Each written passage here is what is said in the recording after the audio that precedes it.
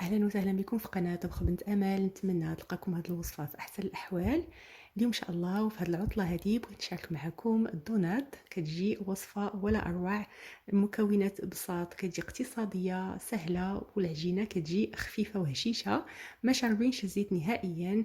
هاد الاضافه ولا هاد السر اللي غادي نشاركه معكم كيخليهم يجيو بحال ديال الزنقه.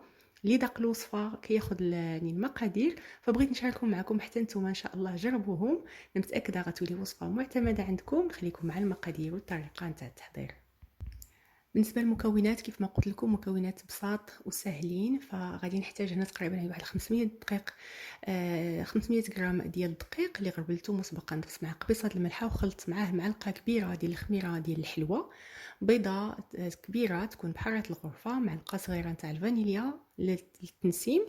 عندي كذلك هنا معلقه كبيره ديال الخميره ديال الخبز اللي خلطتها مع معلقه صغيره ديال السكر، معلقه صغيره ديال الدقيق، وخلطتها بشويه ديال الماء ولا الحليب اللي بغيتو يكون دافي حتى كتفاعل. 3 المعالق كبار حتى ل4 ديال السكر على حسب الحلاوه، يعني كل واحد باش بغيتو الحلاوه ولا لا. 3 المعالق كبار تاع الزبده، وهنا عندي تقريبا 200 مليلتر ديال الحليب يكون دافي. ففي اناء غادي نوضع الدقيق، غادي نضيف عليه الخليط ديال الخميره اللي كنخليه كيتفاعل، وغادي نضيف البيض، الفانيليا، وكذلك كنضيف بعض المرات القشره اما د الحامض او البرتقال مع الفانيليا، كتعطيها واحد المذاق واحد النكهه زوينه بزاف. انا هاد المره ما كانش متوفر عندي. صافي السكر، البيض، الفانيليا، وغادي نخلط بالحليب. الا كان الدقيق تيشرب الماء غادي نضيف يعني شويه ديال الحليب اكثر حتى كتجمع العجينه. غادي نخلط هادشي كله مزيان غير بسباتولا، ومني غادي العجينه تبدا كتجمع غادي نزول هاد السباتولا، وغادي نضيف 3 المعالق كبار ديال الزبده تكون بحراره الغرفه، وغادي نخدمها غير بيدي. يعني حتى هاد العجينه ما كتاخذش يعني الوقت بزاف ولا الجهد دغيا كتوجد، غادي نخدمها غير في هاد يعني في هاد الاناء هذا حتى كتجانس داك الزبده كتدخل في العجينه مزيان، كتولي عندي عجينه ملسه ورطبه. صافي وغادي نغطي عليها، نوضعها في هذا الاناء نغطي عليها. والسر اللي قلت لكم الطريقه اللي انا كندير وفعلا كيجيو دونات ناجحين ومزيانين هي انني كنخليهم يخمروا في الثلاجه باش تطلع وكتخمر في الثلاجه.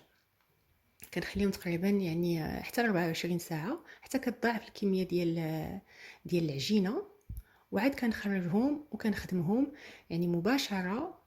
ملي كنخرجها من الثلاجه كنطلق العجينه كنقطعها وكنخدمها مباشره، وكنعاودش نخليها ترتاح مره اخرى.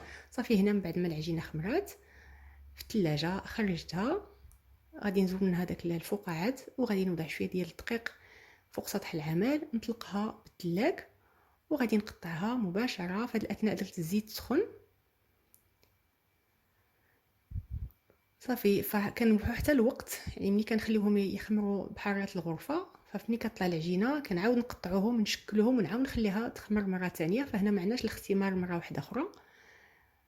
صافي انا غادي نقطعهم بهذه القطعه ديال الدونات، لما توفرت لكمش قطعوهم غير بقطعه عاديه. صافي ما يكونوش غلاظ بزاف باش ما لان غادي يزيدوا يتنفخوا، ما يكونوش عاوتاني رقاق باش ما يجيوناش مدقسين وما مزيانينش. صافي غادي نكمل الكميه كلها بنفس الطريقه، والزيت كتكون سخنات. الا عندكم يعني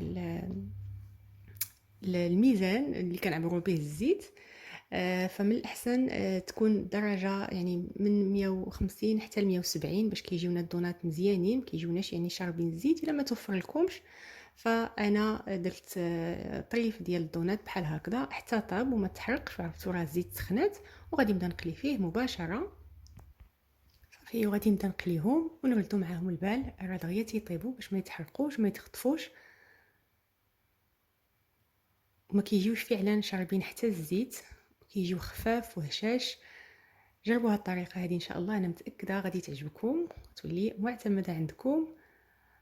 صافي ملي غادي نكملهم غادي نعاود نكمل داك الكميه كلها اللي درت. صافي ملي كيطيبوا كنعاود نقلبوهم على الوجه الاخر، نخليه حتى هو حتى كيطيب. كنزولوهم كنوضعو عاوتاني الكميه الاخرى اللي بقات، فدغيا كيطيبوا ما كياخذوش الوقت بزاف وما كيجيوش شاربين الزيت. ان شاء الله هاد الوصفه هذه تجربوها، انا متاكده غادي تعجبكم تولي معتمده عندكم. غادي نخليوهم حتى كيبردوا تماما، عاد غادي نزينوهم. يمكننا نخليوهم غير هكا، نديروا لهم شويه ديال السكر مع الفانيليا ولا السكر مع القرفه، اولا نزينوهم يعني بداكشي اللي عندنا واللي تيعجبنا متوفر عندنا في المنزل. كيف ما كتلاحظوا كيجيو يعني ما شاربينش الزيت وخفاف وهشاش.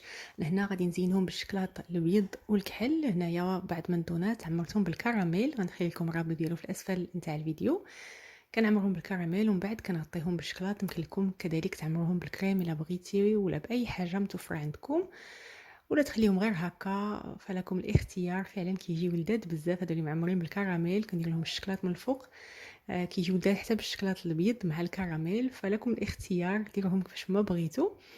المهم الوصفه يعني ديال الدونات فعلا كتجي خفيفه وهشيشه واقتصاديه كيف ما لاحظتوا، وكتجي يعني بحال ديال المحلات. جربوها ان شاء الله وخليوا لي الاراء ديالكم والتعليقات ديالكم. تاكلوهم ان شاء الله بالصحه والراحه. شكرا جزيلا على الدعم ديالكم، على التشجيعات ديالكم، ربي يجعلها في ميزان الحسنات ديالكم. تلقاو في وصفه قادمه ان شاء الله، وفي امان الله.